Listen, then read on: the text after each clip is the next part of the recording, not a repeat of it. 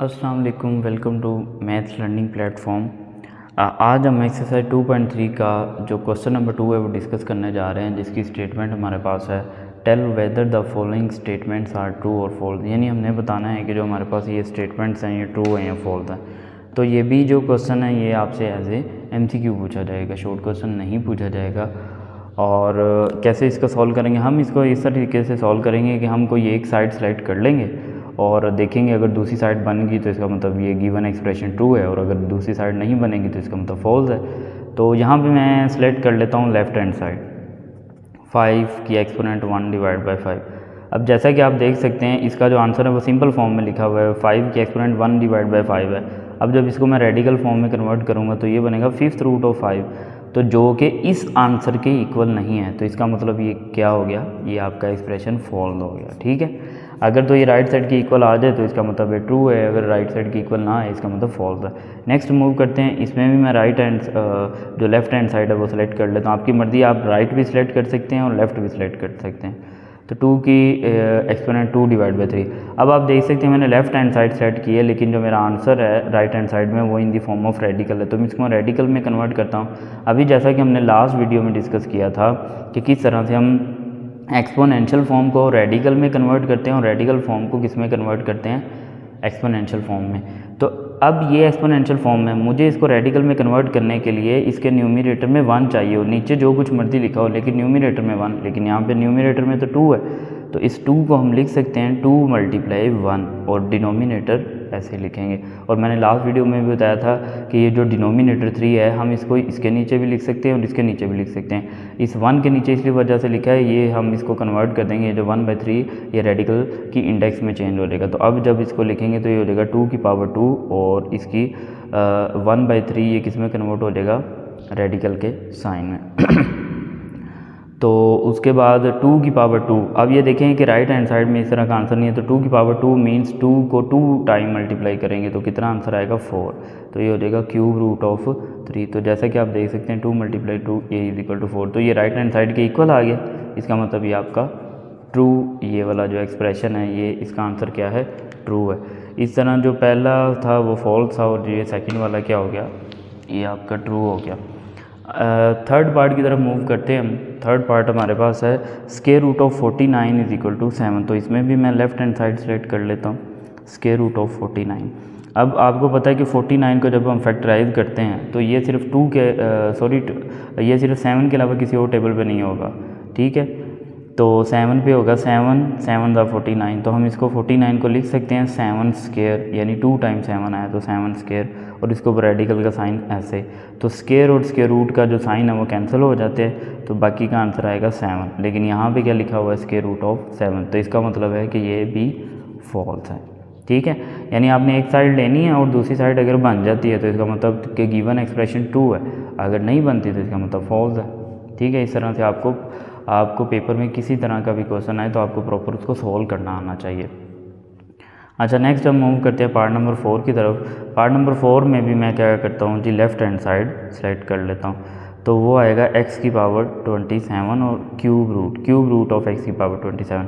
अब जब इसको मैं कन्वर्ट करूँगा, ये लिखा हुआ है रेडिकल की फॉर्म में, लेकिन इसकी जो राइट साइड पे आंसर है वो लिखा हुआ है एक्सपोनेंशियल की फॉर्म में, तो इसका मतलब मैं इसको एक्सपोनेंशियल फॉर्म में कन्वर्ट करूँगा तो x की पावर 23, और ये जब रेडिकल हटाएंगे इसकी इंडेक्स 3 है, तो जब इसको हटाएंगे ये आ जाएगा 1/3।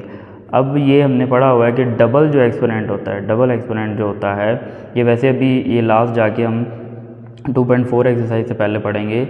बेसिकली वो इस तरह होता है कि a की पावर n और इसके ऊपर n, यानी डबल एक्सपोनेंट आए तो हम इनको क्या कर सकते हैं, मल्टीप्लाई कर सकते हैं। ठीक है, तो इस तरह से आपने याद रखना है। ये नेक्स्ट हम जब 2.4 करेंगे उससे पहले जो लास्ट डिस्कस करेंगे एक्सपोनेंट के, उसमें मैं आपको ये ला भी बताऊँगा।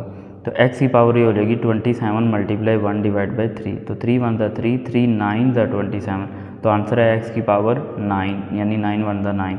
तो यहाँ पे क्या लिखा हुआ था, x की पावर 3, तो इसका मतलब है कि ये जो आपका आंसर है ये क्या हो जाएगा, फॉल्स। इसको मैं दोबारा रिपीट करता हूँ कि लेफ़्ट हैंड साइड हमारे पास मैंने सेलेक्ट कर ली क्यूब रूट ऑफ x की पावर 27। ठीक है, ये रेडिकल फॉर्म में था, मैंने इसको कन्वर्ट किया एक्सपोनेंशियल फॉर्म में। ये रेडिकल का जो साइन हटाया क्यूब, इसको हम लिख सकते हैं 1/3 ठीक है। अब एक्सपोनेंट में क्यों कन्वर्ट किया, क्योंकि जो हमारा आंसर है जो कि हमने इक्वल टू लाना है वो किस फॉर्म में है, एक्सपोनेंशियल की फॉर्म में।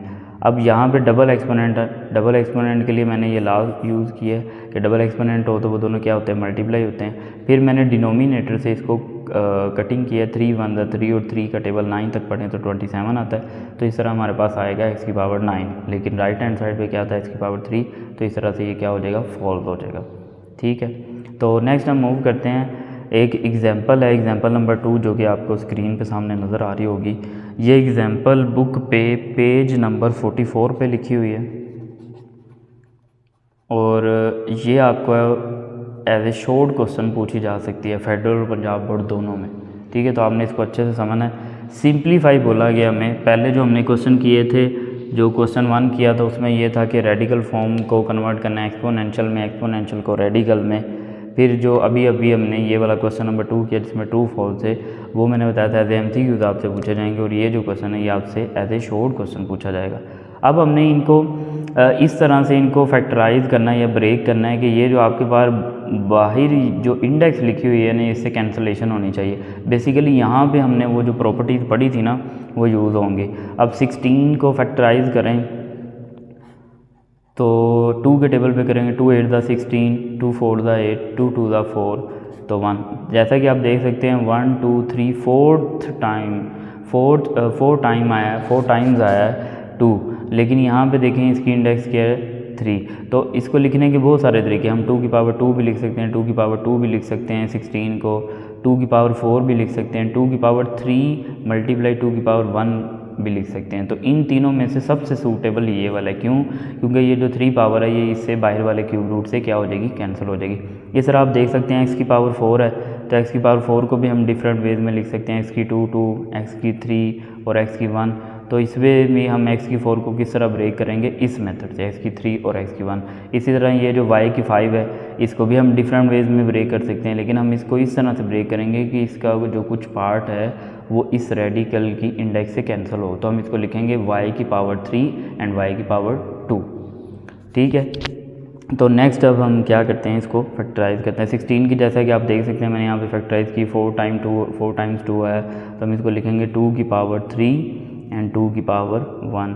उसके बाद x की पावर 4 को लिख सकते हैं x की पावर 3 एंड x की पावर 1। ये जो मैं डॉट यूज़ कर रहा हूँ ये एज ए मल्टीप्लिकेशन। ठीक है, आप क्रॉस का साइन भी यूज़ कर सकते हैं, y की पावर 3 एंड y की पावर 2। तो ये हमने क्या कर लिया जी, इसको फैक्टराइज कर लिया जहाँ तक इसको फैक्टराइज कर सकते थे। अब हम इसको एक्सपोनेंशियल फॉर्म में भी कन्वर्ट करके सॉल्व कर सकते हैं, और उसके अलावा हम इसको क्या कर सकते हैं, इसी तरह रेडिकल में भी रहने दे सकते हैं। मैं इसको रेडिकल में ही सॉल्व करूँगा क्योंकि हमने जो रेडिकल की प्रॉपर्टीज़ पढ़ी थी उनको हम यूज़ करेंगे। अब देखें रेडिकल की प्रॉपर्टीज़ में हमने एक प्रॉपर्टी पढ़ी थी, जैसे कि आप देख सकते हैं हमने ये वाली प्रॉपर्टी पढ़ी थी सबसे पहले वाली, ये वाली प्रॉपर्टी। ये हमारे पास क्या थी कि अगर दो नंबर्स मल्टीप्लाई हो रहे हैं और उनके ऊपर एक ही रेडिकल हो तो हम उन दोनों को सेपरेट करके इन दी फॉर्म ऑफ मल्टीप्लाई लिख सकते हैं और रेडिकल उन पे सेपरेट आएगा। तो यहाँ पे देखें दो नंबर नहीं, यहाँ पे 1 2 3 4 5 6 नंबर्स हैं, तो हम इनको सबको क्या कर सकते हैं, सेपरेट करेंगे और सबके ऊपर क्यूब रूट आएगा। लेकिन इसको मैं इस तरह से ब्रेक करूँगा, ये इस तरह से अलग करके लिखूँगा। जैसा कि आप देख सकते हैं यहाँ पे टोटल कितने नंबर्स हैं, यहाँ पे टोटल नंबर हैं 6, और उनमें से जिनकी पावर एक्सपोनेंट 3 है वो ये वाले नंबर हैं जिनको मैंने ग्रीन से मार्क किया है। हम इनको एक जगह इकट्ठा करके लिखेंगे और बाकी जिनकी जो एक्सपोनेंट है वो 3 नहीं है उनको एक जगह इकट्ठा करके लिखेंगे।